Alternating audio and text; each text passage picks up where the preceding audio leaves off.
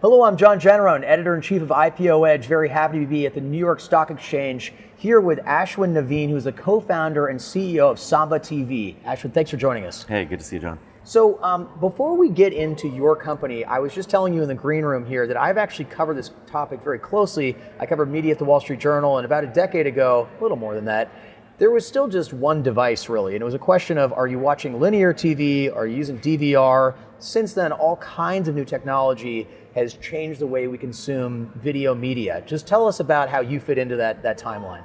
Well, that's around the time when we started our business, and we anticipated a very different world for consumers where we had to have unlimited choice on any device, whether it was live events like sports that we all love, but also on-demand programming from an entire catalog of film and shows. And we knew that would be fulfilled through streaming. So we wanted to build the data that would unlock the value of that paradigm and that choice for consumers, but allow the industry to catch up to that so we could monetize it and understand it more clearly. I've got you. So tell me about how advertisers look at this. I mean, I imagine in those early days, it was really tricky for them because they really wanted data, right? They really wanted to know who was watching whatever it was if they're going to pay to, put ads on it. Are they happy now? Do they feel like, guys like you are helping them figure this out and actually quantify the eyeballs they're getting? We've come a long way. I will say there are still very big questions unanswered. Yeah. And the reason is that the industry takes time to evolve. Yeah. We know our lives are different in a good way. Like we have so much choice and so much flexibility, but the systems that the industry uses are still pretty legacy in the way that they're implemented. And so it takes time to remove that and replace that with not only new technology, new data sets from companies like ours, but also just to improve the decision making in the process of like how do we make decisions of what shows to make, what to sponsor, how much do you put in streaming versus broadcast, what's the consumer behavior like on mobile and how is it different than traditional living room viewership. So we're super excited to be able to help make those decisions easier with data. Gotcha, and you've also partnered with some social media platforms, Snap and TikTok. Can you tell us about that? Because a lot of video consumed there.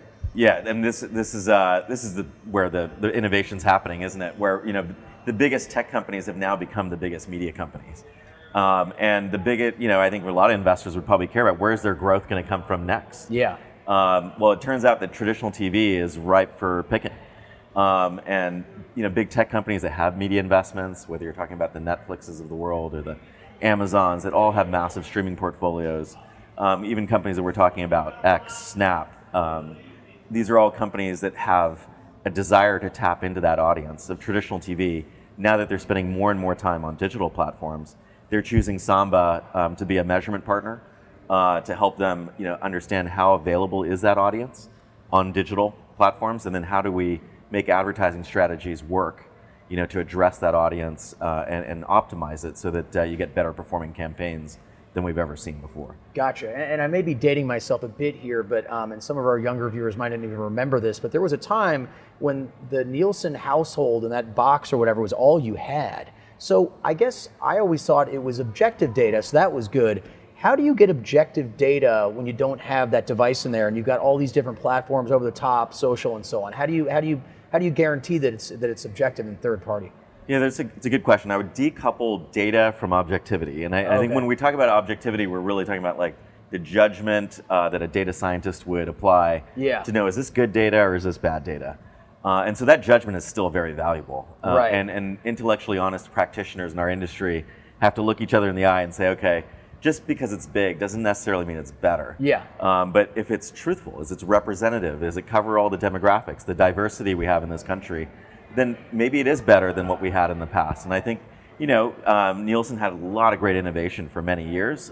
Their panel was state of the art in the 20th century. Yeah. When you had video coming over the air.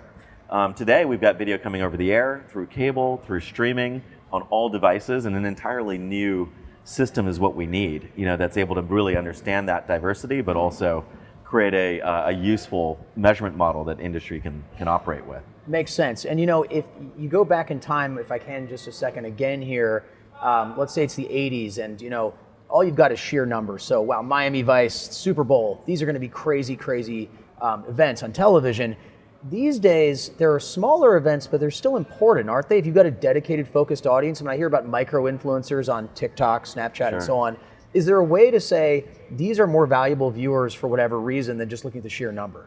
Well, absolutely. The world moves from a broadcast environment where you reach one to many people from one show to many households. We're moving to a unicast model where we can understand the audience on a one-by-one basis. And when we sort of move our thinking to that level, you can start to say that, for this particular household, this is the most relevant programming. Let's make sure that they can see it on the screens that they watch video. But also let's make sure the ads that couple with that video are the ones that are the most valuable for that audience as well. And so we can disaggregate content from advertising, use data to try and create that connective tissue, and then unlock the value of even these, what you call these very micro niche audience, programming that truthfully has a very valuable audience, but now we can quantify it with a lot more data. Well, I'm glad you're helping them do it, because I always have believed these audiences are valuable, but you've got to find the way to explain how and why. Right. Just one last question for you, Ashwin, since you're right in the middle of all this, any predictions for the measurement world in 2024? Well, I think we're entering a world where we now have a lot of data. The practitioners have gone through and have found the data sets that are representative, that allow us to understand the broad audiences as well as those narrow audiences. You can't look at this year and ignore the effect of what AI will have to take this data set and then make decisions a lot easier, to basically anticipate our needs. So we're really excited about a portfolio of technology we call Samba AI, that's really just taking our data sets, creating entirely new synthesized insights that we can extract from the data and empower decision makers, both of the very biggest advertisers making high stakes decisions on what to sponsor, as well as media companies that are trying to figure out, well, what do we make next to capture our slice of consumer attention. All right, we're going to leave it there. Ashwin, has been terrific, really enlightening stuff. Thank you so much for joining me here. This has been Ashwin Navin, who's the co-founder and CEO of Samba TV. I'm John Janarone, signing off from the New York Stock Exchange.